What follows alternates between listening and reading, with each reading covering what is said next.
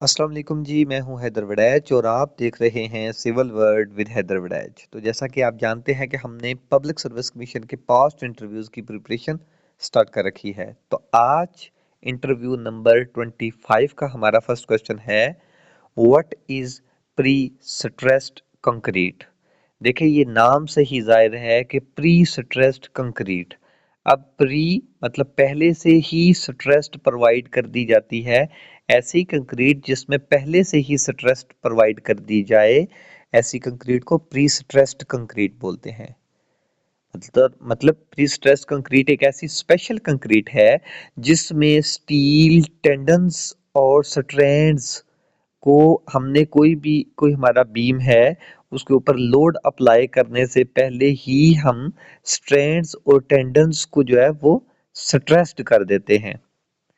अब स्ट्रेस्ड कर देने से क्या मुराद है कि कोई भी हमारा स्ट्रक्चर है, चाहे वो बीम है, गर्डर है, कोई स्ट्रक्चर है हमारा, तो उस स्ट्रक्चर्स में हमने स्ट्रैंड हाई हाई टेंसाइल यानी कि हाई स्ट्रेंथ होती है स्टील की, ठीक है, और उसको हम टेंडन्स या स्ट्रैंड बोलते हैं। इसको जो है वो दोनों तरफ से स्ट्रेस्ड किया जाता है, पुल किया जाता है। इसमें जो है इसको टेंशन दी जाती है, ठीक है। जब टेंशन दी जाती है, अब ये कब हमने टेंशन देनी है, अप्लाइड जो है वो एक्सटर्नल लोड अप्लाई करने से पहले, यानी कि अब जब स्ट्रक्चर हमारा तैयार हो जाता है तो उसके बाद एक्सटर्नल लोड उसके ऊपर आएगा ना, तो ये एक्सटर्नल लोड आने से पहले पहले हमने उस वायर को, उस स्टील को हमने पहले से खींचना होता है। अब इसमें दो टाइप्स हैं। एक टाइप है कि कंक्रीट डालने से पहले पहले हम इस स्टील को खींच दें, और दूसरी टाइप है कि हम पहले मतलब पहले एक केस में तो हमने पहले स्टील को खींचा, बाद में कंक्रीट डाली। दूसरे केस में हमने पहले कंक्रीट डालनी है और बाद में हमने स्टील को खींचना है, ठीक है। अब अगर हम बात करें जी टाइप्स ऑफ प्री स्ट्रेसिंग या प्री स्ट्रेस कंक्रीट जो है, इसकी टाइप्स कौन सी हैं। अब स्ट्रेसिंग में दो टाइप्स हैं, एक होता है जी प्री टेंशनिंग और एक होगा पोस्ट टेंशनिंग। प्री टेंशनिंग का क्या मतलब है कि हमने टेंशन पहले प्रोवाइड की स्टील में, यानी कि अगर हमने ये को गर्डर बनाना था तो पहले हमने स्टील डाला, स्टील में हम टेंडन्स या उसमें उसको क्या बोलेंगे, स्ट्रैंड्स। इसको हमने क्या किया, प्री टेंशनिंग है, इसमें हमने पहले स्टील को टेंशन प्रोवाइड की, सबसे पहले हमने स्टील को खींचा, खींचने के बाद हमने इस कंक्रीट की पोरिंग की, कंक्रीट हमने बाद में डाला, ठीक है। अब उसको 28 डेज जो है उसको सेट होने दिया, सेट होने के बाद फिर हमने जो है ना, जो हमने जिस जग के ज़रिए से इसको खींचा हुआ था स्टील को, इसको छोड़ देते हैं। इसको छोड़ने से क्या होगा, स्टील जो है वो इस तरह की शेप इख्तियार कर लेगा। मतलब पहले तो बाहर की तरफ हमने खींचा हुआ था, ठीक है, हम दोनों तरफ बाहर खींच रहे थे। जब हमने जैकिंग को छोड़ दिया, कंक्रीट को पोर कर दिया, तो कंक्रीट जो है वो इस तरफ जो है ना, अंदर की तरफ इस तरह एक कर्व इख्तियार कर लेगी। अब कर्व से क्या होगा, जब हम इसके ऊपर एक्सटर्नल लोड लगाएंगे तो एक्सटर्नल लोड जो है वो दोनों तरफ जो है ऐसे ट्रांसफर हो जाएगा, और हमारा जो स्ट्रक्चरल मेंबर होगा वो मैक्सिमम लोड बियर करने के काबिल हो जाएगा। अब जी हम प्री टेंशनिंग की बात कर रहे हैं, तो चूंकि हमने पहले ही कंक्रीट में स्टील को जो है वो स्ट्रेस कर दिया, स्टील को पहले स्ट्रेस कर दिया और उसमें कंक्रीट डाली, तो कंक्रीट जब 28 डेज में जो है उसने सेट हो जाना, उसके बाद छोड़ा, तो इट्स मीन कंक्रीट की इतनी स्ट्रेंथ होनी चाहिए कि जब इसको छोड़ें तो कंक्रीट जो है वो इतनी मतलब उसको इजीली बियर कर सके। क्यों, क्योंकि हम ये प्री स्ट्रेस कंक्रीट बनाते क्यों हैं, क्योंकि इसके ऊपर लगने वाले क्रैक्स जो है ना उसको प्रिवेंट किया जा सकते, उससे बचा जा सके। इसके अलावा जो हमारा स्ट्रक्चर है उसकी ड्यूरेबिलिटी को इनहांस किया जा सके, ठीक है। तो जो हमारी प्री टेंशनिंग कंक्रीट होगी उसमें हमने जो कंक्रीट यूज करनी है वो हमने यूज करनी है 42 मेगा पास्कल वाली, ठीक है। ये कम से कम हमने 40 से 42 मेगा पास्कल जो है वो यूज करना है। ये 40 मेगा पास्कल मेरा हाल 6000 पीएसआई बनता है, तो कम से कम हम 5 से 6000 जो है ना पीएसआई वाली कंक्रीट यूज करते हैं, ठीक है। अब पोस्ट टेंशनिंग में 35 मेगा पास्कल यानी कि M35 आप कह लें, ठीक है। M35 कंक्रीट यूज करेंगे, पोस्ट टेंशनिंग में ये कम से कम है, जबकि प्री टेंशनिंग में हम जो है 42 मेगा पास्कल यानी कि M42 यूज करेंगे, ठीक है। अच्छा जी, अब पोस्ट टेंशनिंग की बात करें तो इसका मतलब है कि सबसे पहले हमने इस कंक्रीट का जो भी हमारा स्ट्रक्चर था इसमें हमने स्पेस तो रख दी, मतलब एक पाइप वगैरह अंदर से प्रोवाइड कर दिया। अब पाइप हमने प्रोवाइड इसलिए किया कि इस पर पाइप के अंदर हमने स्टील्स डालनी है, इस पाइप के अंदर हमने टेंडन्स या वो हाई स्ट्रेंथ जो स्टील है वो बाद में डालना है। पाइप इसके अंदर हमने कंक्रीटिंग पहले कर दी, कंक्रीटिंग कर दी। अब 28 डेज के बाद उसने अपनी स्ट्रेंथ को अचीव कर लिया। जो हमने पाइप डाला था, ये वाला पाइप, इस पाइप के अंदर बाद में हमने टेंडन्स वायर डाली। अब वायर डालने के बाद में इधर जक लगा के उस स्टील्स को या उस टेंडन्स को बाद में हमने खींचा, यानी कि कंक्रीट पहले ही पोर होगी, कंक्रीट पहले ही सेट हो गई, तो बाद में हमने वो टेंडन्स को खींचा। जब हमने खींचा तो ये भी एक इस तरह की कर्व्ड शेप इख्तियार कर लेगी, ठीक है। जब कर्व्ड शेप इख्तियार कर लेगी तो वो मैक्सिमम लोड बियर करने के काबिल हो जाएगी, ठीक है। अब चूंकि इसमें हमने टेंडन्स को बाद में खींचा तो इसलिए इसको पोस्ट टेंशनिंग प्री स्ट्रेस बोलेंगे, ठीक है। अब इसमें जो हमने जो पाइप डाला था, पाइप के अंदर इधर जो हमने पाइप डाला था, अब पाइप के अंदर हमने क्या यूज किया, इसके अंदर टेंडन्स वायर यूज की। अब उसको खींचा, खींचने के बाद पाइप के अंदर जो है वो कंक्रीट नहीं है, सिर्फ स्टील वायर्स हैं। तो जितनी वो अंदर वायर्स रह जाते हैं, इसको फिर बाहर से जो है वो इसकी ग्राउटिंग कर दी जाती है ताकि वो जो स्टील है उसको जंग ना लग सके। तो इसमें जो हमने कंक्रीट यूज करनी है वो 35 मेगापास्कल कंक्रीट यूज होगी। अच्छा जी, स्टील कंक्रीट का तो हमें पता चल गया कि कंक्रीट हमने कम से कम जो है वो 5000 से ऊपर ऊपर, यानी कि पीएसआई में बात करें तो 5000 यानी कि 6000 वैसे लिया जाता है। 6000 से ऊपर ऊपर हमने पीएसआई यूज करनी ही करनी है, लेकिन किसी केस में हम 5000 भी यूज कर सकते हैं। तो याद रखना है आपने कि कंक्रीट के केस में 6000 पीएसआई या 35 या 40 मेगापास्कल से ज़्यादा ही होनी चाहिए, ठीक है। ये है कंक्रीट की स्ट्रेंथ। अगर हम स्टील की बात करें तो स्टील, कौन सा स्टील हम यूज़ करते हैं, तो मैं बता चुका हूँ टेंडन्स वायर यूज़ करते हैं जिनको हम स्ट्रैंड्स भी बोलते हैं, ठीक है। ये 7 वायर्स का एक पूरी बना होता है, गुच्छा बना होता है, ये वायर्स हम यूज़ करते हैं। हाई टेंसाइल स्टील होती हैं, ठीक है। अब इसकी स्ट्रेंथ कितनी होती है, जैसे कि हमने देखा, ये तो हमने तकरीबन 35 से 40-42 मेगापास्कल कंक्रीट यूज़ की, या पीएसआई में हमने कितनी यूज़ की जी, पीएसआई में हमने 6000 पीएसआई जो है वो हम यूज़ करते हैं। जबकि अगर स्टील की बात करें, जो हमने स्टील यूज़ किया उसकी स्ट्रेंथ कितनी होनी चाहिए, अगर तो हम नॉर्मल की बात करते हैं तो नॉर्मल कंक्रीट में, यानी कि आरसीसी कंक्रीट में, जो हमारी आरसीसी कंक्रीट होती है उसमें जो हम यूज़ करते हैं स्टील। अब स्टील कौन सा होगा, जो स्टील यूज़ करते हैं वो या तो 40 ग्रेड का होता है या 60 ग्रेड का होता है, ठीक है। अब जो 40 ग्रेड का होता है इसकी स्ट्रेंथ कितनी है, 40,000 पीएसआई, ठीक है। और 60 वाले की स्ट्रेंथ कितनी है, 60,000 पीएसआई। और इसको अगर हम मेगा पास्कल में देखते हैं ना, तो मेगा पास्कल में ये तकरीबन बनती है 280 मेगा पास्कल, ठीक है। और ये बनती है 415 मेगा पास्कल तकरीबन, ठीक है। ये 415 मेगा पास्कल की स्टील यूज करते हैं या 280 मेगा पास्कल की स्टील यूज करते हैं, ठीक है। अब एक चीज याद रखनी है, जो जब हम प्री स्ट्रेस्ड कंक्रीट अगर बनाते हैं तो उसमें जो स्टील वायर यूज करनी है ना, उसकी स्ट्रेंथ तकरीबन जो है ना, अब ये हमारा 60 का जो है 415 बनता है, तो इस 415 के तकरीबन 3 टाइम्स ज्यादा उसकी स्ट्रेंथ होनी चाहिए। तो 3 टाइम्स ज्यादा करें तो ये कितना बनता है, 415 को 3 टाइम करें तो ये तकरीबन 1245 बन जाएगा, ठीक है। तो 1250 जो है ना, 1250 इसकी यील्ड स्ट्रेंथ होनी चाहिए। यील्ड स्ट्रेंथ कितनी होनी चाहिए, जो हम प्री स्ट्रेस्ड कंक्रीट में स्टील यूज करेंगे वो तकरीबन, यानी कि 60 या था ना, अगर 60 ग्रेड का हम नॉर्मल यूज करते हैं तो 60 का 3 टाइम कितना बनता है, ये तकरीबन 180 ग्रेड बन जाएगा, 180,000 पीएसआई बन जाएगा, ठीक है। तो 180,000 पीएसआई स्ट्रेंथ वाला हम क्या यूज करेंगे, स्टील यूज करेंगे।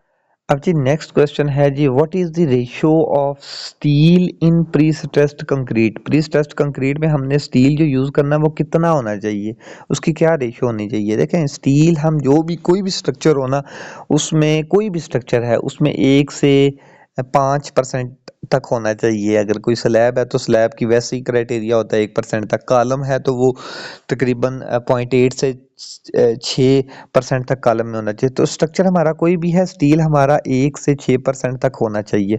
अच्छा, एक और चीज़, अगर हम प्री स्ट्रेस्ड कंक्रीट तैयार कर रहे हैं ना, तो प्री स्ट्रेस्ड कंक्रीट की ये क्यों इस हमने की ज़रूरत क्या पेश आई कि हमने ये यूज़ किया। एक तो ये मैक्सिमम लोड को जो है वो बियर कर सकता है, ठीक है, एक तो उसका फ़ायदा हो गया। दूसरा, इसके अंदर जो स्टील यूज़ होगी वो स्टील भी कम यूज़ होगी। हाई स्ट्रेंथ तो है लेकिन वो कम यूज़ होगी। कम यूज़ क्यों होगी? क्योंकि जो इसका स्ट्रक्चर की हमारी इसका साइज़ होगा ना, इसका वॉल्यूम होगा ना, वॉल्यूम भी इसका कम होगा। अगर हम दूसरी कोई आरसीसी कंक्रीट करते हैं तो उसके लिए हमें बड़ा सा स्ट्रक्चर बनाना पड़ेगा, क्योंकि अगर ऊपर हाई लोड बियर करने के लिए कोई स्ट्रक्चर बनाना है। तो जबकि अगर प्री स्ट्रेस्ड स्ट्रक्चर है, प्री स्ट्रेस्ड कंक्रीट हमने यूज़ की है, तो उसके लिए हमारा जो है वो यानी कि कम वॉल्यूम वाला स्ट्रक्चर भी मैक्सिमम लोड बियर कर सकता है। उसकी मेन मैं आपको एक मिसाल बता देता हूँ। फॉर एग्जांपल, नीचे हमने गर्डर लगाए, तो गर्डर्स हमने लगा दिए, ऊपर जो स्लैब लगाएंगे, फॉर एग्जांपल कोई हमने डेक बनानी है, कोई ब्रिज के ऊपर है, तो वो डेक स्लैब जो है वो उसका साइज कम होगा। क्यों? क्योंकि सारे का सारा लोड बियर करने के लिए नीचे हमने गर्डर्स लगा दिए, और गर्डर्स का साइज भी एज कम्पेयर टू अगर हम बनाए आरसीसी के तो साइज कम होगा। प्री स्ट्रेस कंक्रीट का फायदा क्या होगा जी? इसका फायदा ये है कि एक हाई मैक्सिमम लोड बियर करने के काबिल होगा। इसके अलावा इसमें कंक्रीट कम यूज होगा। क्यों कम यूज होगा? क्योंकि वॉल्यूम स्ट्रक्चर का ही वॉल्यूम कम होगा। फिर स्टील भी उस तरह फिर स्टील भी कम यूज होगा। फिर इसके अलावा जो बड़े बड़े स्पैन होते हैं, बड़े बड़े स्पैन पे जो है ना लोड को ट्रांसफर करने के लिए यही प्री स्ट्रेस्ड कंक्रीट इस्तेमाल होती है। तो ये भी एक इसका बेनिफिट है। अब नेक्स्ट क्वेश्चन है जी, मिनिमम कंप्रेसिव स्ट्रेंथ रिक्वायर्ड कितनी होगी जी प्री स्ट्रेस्ड कंक्रीट में? कंप्रेसिव स्ट्रेंथ कौन सी होती है? वही M35 होगा तो इसकी कंप्रेसिव स्ट्रेंथ 35 मेगापास्कल होगी। वही अगर 42 है तो 42 होगी। तो यानी कि मिनिमम हमने जो कंप्रेसिव स्ट्रेंथ है इसकी वो 5000 होगी, मतलब कि 35 मेगापास्कल। और लेकिन जो है वो 6000 हम लेते हैं, 6000 से लेके 10,000 PSI तक इसकी स्ट्रेंथ हो सकती है। नेक्स्ट क्वेश्चन है जी, is the slab in your room one way or two way? मतलब इंटरव्यूअर क्वेश्चन कर रहा है कि आप जिस रूम में बैठे हुए हैं, इस रूम के ऊपर जो स्लैब है ये वन वे है या टू वे है? तो वो स्लैब आपने चेक करनी है, आपने उसका अंदाजा लगाना है। फॉर एग्जांपल, ये हमारी स्लैब है, ठीक है, और ये इसका साइज 10 फीट अगर रख लेते हैं, ये 10 फीट इसकी यानी कि शॉर्ट स्पैन है और 25 फीट इसका लॉन्ग स्पैन है, ठीक है। ये आपने अंदाज़ा लगा लेना है। तो इसका मतलब कि ये जो शॉर्ट स्पैन जो है, ये लॉन्ग स्पैन जो है, लॉन्ग स्पैन शॉर्ट स्पैन से डबल से ज़्यादा है, ठीक है। अगर डबल से ज़्यादा होगा, यानी कि जब ग्रेटर देन अगर 2 होगा तो वो वन वे स्लैब है, ठीक है। यानी कि हमारा long span divided by short span करेंगे तो अगर तो ये आंसर हमारा ग्रेटर देन 2 हो तो इट्स मीन ये वन वे स्लैब है। अगर लेस देन 2 हो तो इट्स मीन ये टू वे स्लैब है। तो सिंपल सा फार्मूला है, आपने स्लैब चेक करनी है, स्लैब का अंदाजा लगा देना है, लंबाई और चौड़ाई देखनी है। अगर आपको लंबाई उसकी चौड़ाई से डबल लगे तो इट्स मीन ये वन वे स्लैब होगी। अब जी इंटरव्यूअर का एक नेक्स्ट क्वेश्चन है कि इस रूम जो है, इस रूम का जो स्लैब है, इसमें पॉजिटिव मूवमेंट कहाँ पे आ रही है और नेगेटिव मूवमेंट कहाँ पे आ रही है, ठीक है। छत तो आपको नजर आ रहा है, स्लैब आपको नजर आ रही है, ठीक है। तो ये अगर हमारे पास स्लैब है तो जी हमेशा जो हमारा स्लैब का सेंटर होगा, यानी कि जो सेंटर है, अगर हम इसको इस तरह देखते हैं, ठीक है, इसके क्रॉस सेक्शन वाइज देखते हैं, तो ये जो है सेंटर में जो है ना लोड की वजह से इधर से ऐसे बेंट होने की कोशिश कर रहा होता है, ठीक है। तो ये जो बेंड वाला एरिया है, यानी कि जहाँ से ये बेंड होगा, नीचे होगा, इसको बोलते हैं सैगिंग। तो जहाँ से ये सैगिंग हो रही होगी, ये हमारे पास क्या होता है जी, सैगिंग वाला एरिया, ये होता है पॉजिटिव मूवमेंट। यहाँ पे पॉजिटिव मूवमेंट लग रही है, ठीक है। और यानी कि ये ही हमारा अगर बीम था, मैं एक सिंपल बताता हूँ, ये अगर हमारा बीम था तो इसने क्या किया जी, इधर से नीचे होने की कोशिश की और एंड के ऊपर जो है वो उसने ऊपर जाने की कोशिश की, ठीक है। यानी कि ये हमारा था सेंटर में जो है था, ये बीम था, एक्चुअल बीम ये था, ठीक है। और ये इधर से पॉजिटिव मूवमेंट आई, लेकिन कॉर्नर की तरफ से क्या हुआ, कॉर्नर में ऊपर जाने की इसने कोशिश की, यानी कि ये नेगेटिव मूवमेंट आई।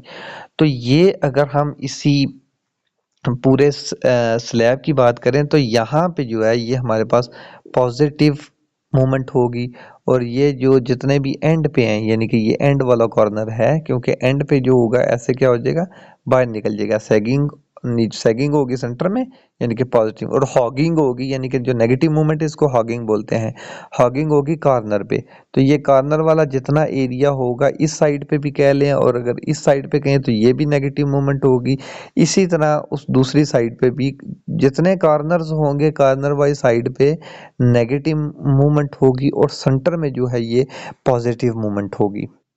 तो जी नेक्स्ट इंटरव्यूअर का क्वेश्चन होगा कि अच्छा आप इसको कंट्रोल कैसे करेंगे। देखें जहाँ पे ये सेंटर में हमारी क्या थी, पॉजिटिव मूवमेंट थी। जहाँ पे पॉजिटिव मूवमेंट थी, पॉजिटिव मूवमेंट किधर होती है जी, ये लिखा हुआ positive movement at the centre of the slab, centre of the slab होगा। नेगेटिव मूवमेंट कहाँ पे होगी जी, near the support of the slab यानी कि स्पोर्ट के एंड पे होगी। और जहाँ पे हमारी पॉजिटिव मूवमेंट होगी वहाँ पे हमने जो स्टील वायर्स हैं उसको यानी कि नीचे वाली साइड पे हमने प्रोवाइड करने हैं। यानी कि ये है अगर हमारे पास स्लैब है तो इसमें हमने नीचे प्रोवाइड करना है स्टील को। क्यों, क्योंकि इसको नीचे बेंड होने से बचाए। ठीक है, अब साइड से ऊपर गया, अब साइड से ऊपर गया तो इसको हॉगिंग बोलेंगे, इसको नेगेटिव मूवमेंट बोलेंगे। और नेगेटिव मूवमेंट के लिए हम क्या करते हैं, इधर हम ऊपर वाली साइड पे स्टील को प्रोवाइड कर देंगे। ठीक है, तो मतलब हमने हॉगिंग से यानी कि पॉजिटिव मूवमेंट से बचने के लिए नीचे स्टील वायर को यूज किया, और नेगेटिव मूवमेंट से बचने के लिए हमने जो हमारी स्टील वायर बार थी, स्टील बार को हमने जो है वो स्ट्रक्चर की टॉप साइड पे जो है प्रोवाइड किया। अच्छा जी, अब नेक्स्ट क्वेश्चन है ये क्वेश्चन नंबर 7। अब ये क्वेश्चन क्या है जी, क्वेश्चन नंबर 7 कह रहा है जी slab where the main bar and distribution bar. Main bar कहाँ पे प्रोवाइड करते हैं और डिस्ट्रीब्यूशन बार कहाँ पे प्रोवाइड करते हैं।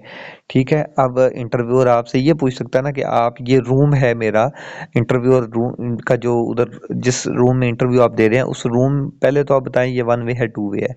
इन केस आपने कब बोला ये वन वे है, तो वन वे में मेन बार्स कहाँ होंगी और डिस्ट्रीब्यूशन बार कहाँ होंगी। अगर तो वो वन वे है तो इट्स मीन ये अगर 10 फुट है और ये 25 फुट है, यानी कि इसकी लंबाई जो है, लेंथ जो है, लेंथ स्पेन इसका ज़्यादा है डबल से।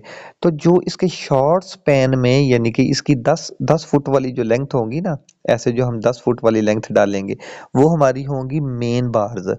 ठीक है, जो हमने नीचे डाली।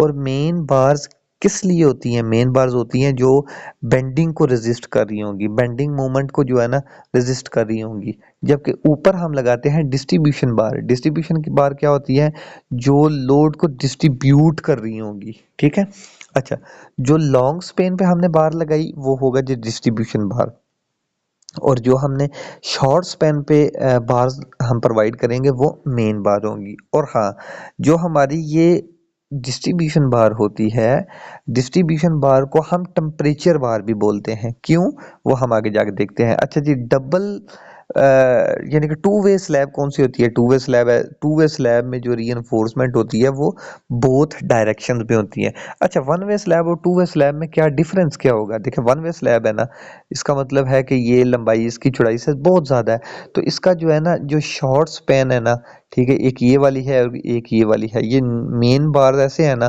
तो मेन लोड बियर करने वाली वॉल एक ये वाली साइड होगी, एक ये वाली साइड होगी, जो मेन लोड को बियर करेंगी।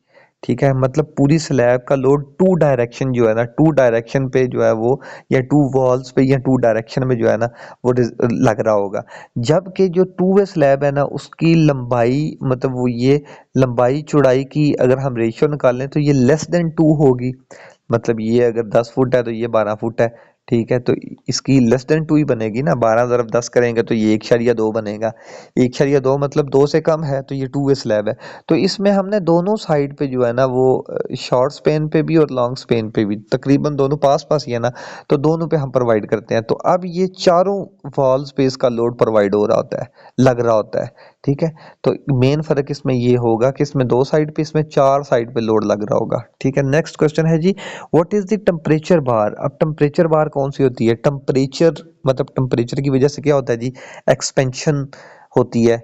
ठीक है, या कंट्रैक्शन होती है, तो जो एक्सपेंशन और कंट्रैक्शन को कंट्रोल करने वाली बार होती है ना, उसको हम बोलते हैं जी टेम्परेचर बार।